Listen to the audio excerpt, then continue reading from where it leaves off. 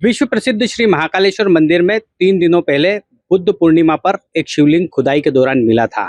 हमारे साथ है पुरातत्वविद डॉक्टर रमन सोलंकी जी। हम उनसे जानेंगे कि ये शिवलिंग किस तरीके का है और जब इस तरह के शिवलिंग मिलते हैं तो वे किस प्रकार से ये पहचान करते हैं कि इसकी कितने वर्ष पुराने हैं और इसकी क्या क्या विशेषता रहती है। जी नमस्कार।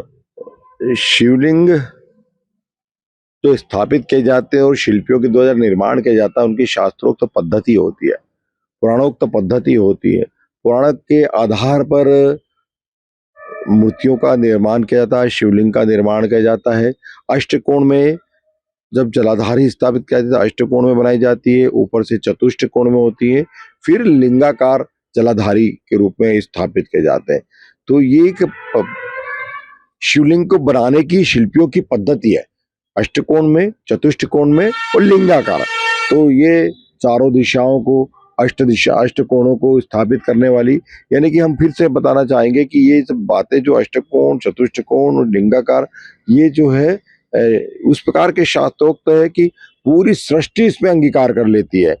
क्योंकि जो काल निर्धारण की दृष्टि से अष्टकोण का अपना महत्व होता है, चतुष्टकोण का अपना महत्व होता है और लिंगाकार पूरी सृष्टि आ जाती है। तो भगवान का जो स्वरूप है, लिंगाकार स्वरूप है, उसमें सृष्टि की रचना दिखाई गई है। तो ये कितना महत्वपूर्ण है। जलाधारी माता स्वरूपा है, पार्वती स्वरूपा है, इसलिए लिंग और पार्वती का जो स्वरूप हमें दिखाई देता है, ये सृष्टि की रचना के लिए हमारे शास्त्रों में उल्लेखित किया गया है और यही महत्वपूर्ण है पूजा अर्चना के लिए। और इन पद्धतियों से जो पूजा अर्चना की थी, शिव पुराण में हमें विशेष रूप से इसकी पूजा पद्धति प्राप्त होती है। अनेक पुराण भी इसमें शिव पूजा पद्धति को बताते हैं। ये जो शिवलिंग मिला ये किस तरह का, जैसे आपने काफी सारे शिवलिंग का उदाहरण दिया, तो ये जो शिवलिंग मिला है कितने वर्षों पुराना है और इसे किस दृष्टिकोण से आप देखते हैं? शिवलिंग प्रथम दृष्टि में जो चित्र के माध्यम से देखने को प्राप्त हो रहा है, उसमें प्रथम शताब्दी ईसा पूर्व की ब्राह्मी लिपि और संस्कृत भाषा का लेख दिखाई दे रहा है। ये जब इससे मिट्टी हट जाएगी, कंजर्वेशन होगा, केमिकल ट्रीटमेंट होगा, तो अब स्पष्ट रूप से कह पाएंगे कि यह किस काल का है। क्योंकि इतिहास का मार्ग तभी प्रशस्त हो पाएगा जब इस पे से मिट्टी हटेगी, तब तक हम कुछ कह नहीं सकते। फिर भी जो दिखाई दे रहा है राजा भोज के काल का, ये 1000 वर्ष पुराना शिवलिंग है, किंतु जो लेख है वह 2100 साल पुराना है। तो ये राजा भोज और 2100 साल पहले विक्रमादित्य का शासन था। तो एक सम्राट विक्रमादित्य और राजा भोज के काल के बीच 1000 वर्ष का जो अंतर है, वो इस प्रतिमा में, शिवलिंग में दिखाई दे रहा है। यह मटेरियल जो है प्रस्तर का, हो सकता है 2100 वर्ष पुराना हो। बाद के अंतराल में जो शासक रहे हैं, उन्होंने जो मंदिरों की पुनर्स्थापना और मूर्तियों का पुनर्निर्माण किया, तो मटेरियल उपयोग 2100 वर्ष पुराना ही किया। तो वो हम ये जो कि प्रयोगात्मक प्रतिमाएं दिखाई देती है इस प्रकार की, जो शोध की दृष्टि से बहुत महत्वपूर्ण होती है। तो अब ये जो हमें दिखाई दे रहा है, ये राजा भोज के काल का है। इस तरह की जो प्रतिमाएं मिलती है तो इनका क्या उपयोग रहता है? इन्हें संग्रहालय में रखा जाता है या इनको स्थापित किया जाना चाहिए? क्या मानते हैं?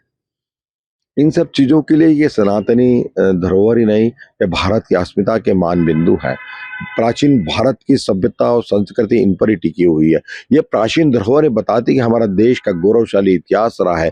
इस आधार पर भारत सरकार का भारतीय पुरातत्व सर्वेक्षण विभाग नई दिल्ली और प्रत्येक राज्य के अपने पुरातत्व विभाग और विश्वविद्यालय के अपने पुरातत्व विभाग, संग्रहालय और निजी संग्रहालय इसलिए सर्वोपरि कहे जा सकते हैं। विशेष करके हमारे यहाँ उज्जैन में अश्वनी संस्थान है, वाकणकर का संग्रहालय, दिगंबर जैन संग्रहालय, ये संग्रहालय इन प्रतिमाओं को अपने यहाँ संरक्षित करके प्रदर्शित करते, ताकि देश दुनिया के शोधार्थी आकर शोध कार्य करके यहाँ की भारत की प्राचीन धरोहरों का इतिहास क्या रहा है, उनके इतिहास का मार्ग प्रशस्त होता है, प्राचीनता का मार्ग प्रशस्त होता है, नए शोध, नए आयाम और इतिहास के स्वर्णिम पन्ने लिखे जाते हैं।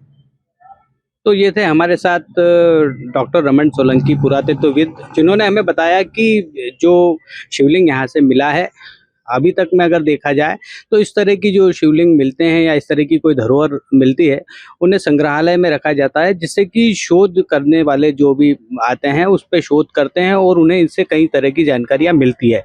अमर उजाला के लिए उज्जैन से नीलेश नागर की खबर। आपके राज्य की खबरें, आपके शहर की खबरें सबसे पहले जानने के लिए देखते रहें अमर उजाला। चैनल को सब्सक्राइब जरूर कर लें और पाएं हर अपडेट।